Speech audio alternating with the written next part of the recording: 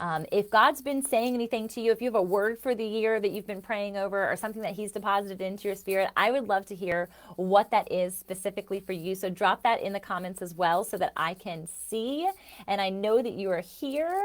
I'm making sure that it's working. It looks like it is. Okay.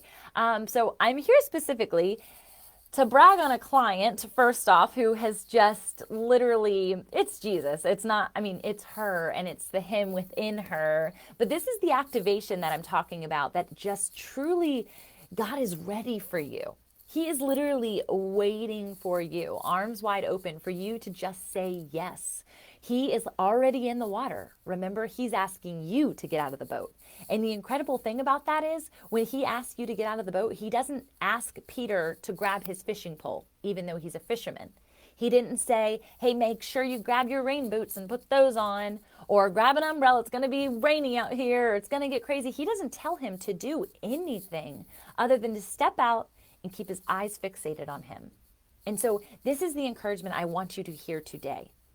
All of us feel the analysis paralysis of what do I choose next? What thing do I need to have in order to move forward? What do I need to look back in and make sure that it's there before I decide to step forward with him? And so my encouragement to you is just to not, is to say yes because he's promised you the end goal. And so from a business perspective, does that mean you need a degree to be a coach? This is often what I get.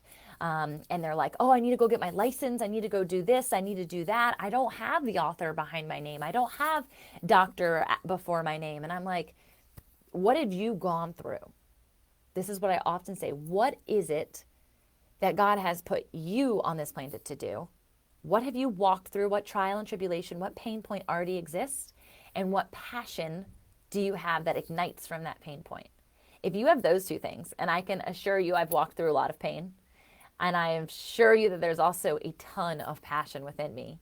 I've been able, and you can too, to align those passion and pain points to propel you into the future, into the vision, into the promise, all those P's, you love that, of what he has for you. And so you don't need all of the other things that the world says that you need. This morning, you guys, I was in this incredible app for many hours, and I was just listening and receiving and just being at the table with people. And I was amazed at how God was before them in all of these things. And the reason I wanted to brag on this specific client is because she said yes. And yes, there was a season of becoming, there was a season of resting before God. But when he was ready for her to activate, she jumped to the occasion. Literally within a week, she was like, God told me it's time. I'm ready. What do I do? Where do I go? I need you. Let's sit down. And since then, which was only 2 months ago, she has now, if you want to really do it, she's 7x'd her income.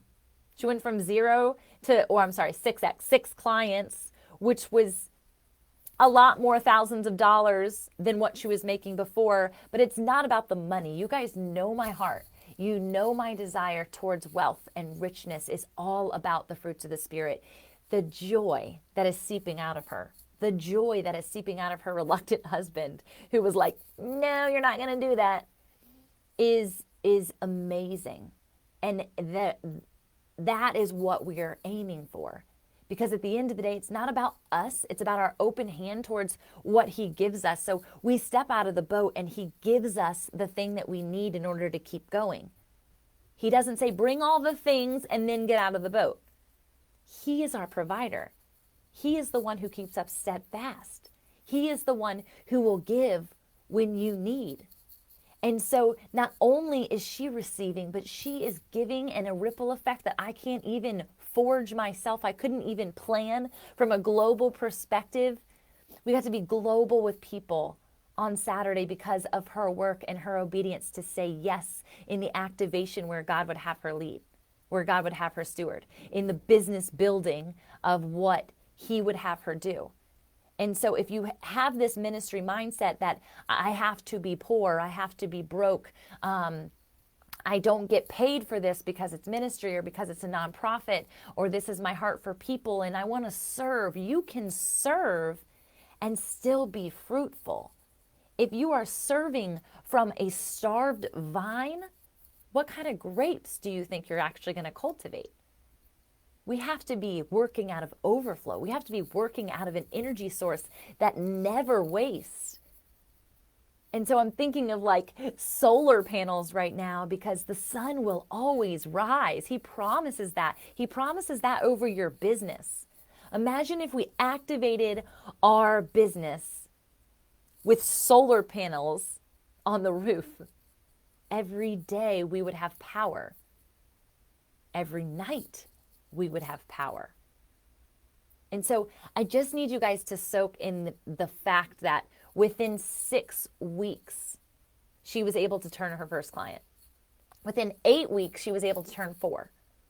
And within, 9 weeks, the very next week, she turned 4 more new clients, hitting her January goal before January's first week even completed.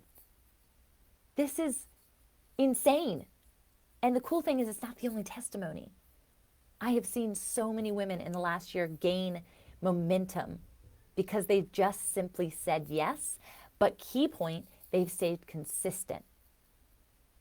Okay, so my point really wasn't to share about clients. It was to share about and brag on her. And specifically, more so from a Christian perspective, from a faith-filled perspective, from a spiritual perspective, to get this week started off right by sharing with you the vision that I had in her leading us through this great, beautiful exchange in communion. So here's the story. Oh, I'm already live for 7 minutes. I was trying to keep this like 5 minutes so you guys would watch it. Anyway, here we go. I wanted to do communion with her. I felt led to it that morning about an hour before it was actually happening. Purchased the ticket. Yes, I support my clients by purchasing the things that they do too. I don't just ask for money, right? It's a community. It's a sisterhood. It's a tribe. It's us feeding one another.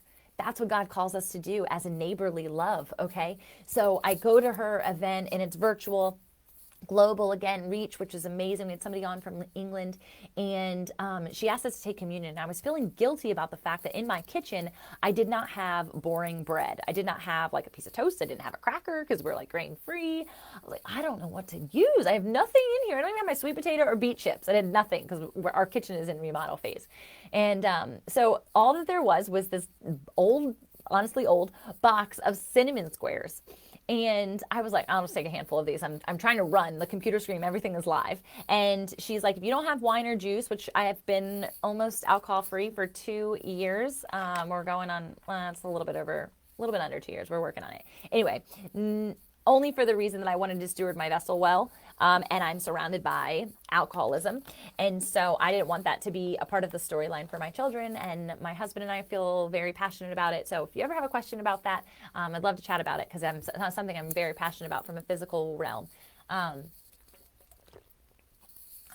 Excuse me. So I have my cinnamon squares. I didn't have wine and I didn't have juice. So I was just like, I'll just have my coffee. Let's go. I'm like ready to get before the Lord. We have this incredible exchange, and I'm going to share more about the exchange later. But the two things during the communion, even in that guilt, I went to go take the bread, the body of Christ himself. And immediately upon doing so, I was already really emotional because we'd been worshiping for about 20 minutes prior to. I started crying again because I hear God say, I am that sweet. I am that sweet. And I was enamored by that because it's just, he is that sweet. And yet so often we think of him as like, not necessarily dry, but like that we're supposed to live a life of plain, that we're supposed to live a ministry of poverty, that we're supposed to serve out of a void space, even though we're serving out of the heart of the Lord that is never void. And yet he is that sweet. So I don't know that I'll ever take communion again the same. And I'll tell you why at the very end, because the next thing that we did was take the sip of our cup, which of course, again, I had coffee. And so just taking a sip of this cup, he said, I am that bold. I am that bold. And I had never taken communion like this, right? I always was like dot the I, cross the T kind of person. And now I'm like so excited. I'm like, what else could I do communion with? It was so good. But ultimately, at the very end of our conversation, I was talking to the girls and I went to go explain the revelation that I had about his sweetness and his boldness. And they were the same things that he gifted back to me in this exchange that we had, that she walked us through. And I went to go show them the cinnamon squares and I realized that I had an entire pile. And it made me laugh because this is how God speaks to me, not just in vision, but like in deposit of word and deposit of understanding. There was more. So it wasn't just a piece of bread. There was more to go around. There was more for everyone to experience his sweetness. There was more for me to experience his sweetness. And you bet I put that whole thing in my mouth because I haven't had cereal in years. And so I just was blown away that he is more than we could possibly imagine. His promises are greater than anything we could possibly understand, that his provision is so wealthy, so rich, that we get to be kings and queens in the most high courts at the right hand, alongside Jesus, alongside God the Father, within the Holy Spirit,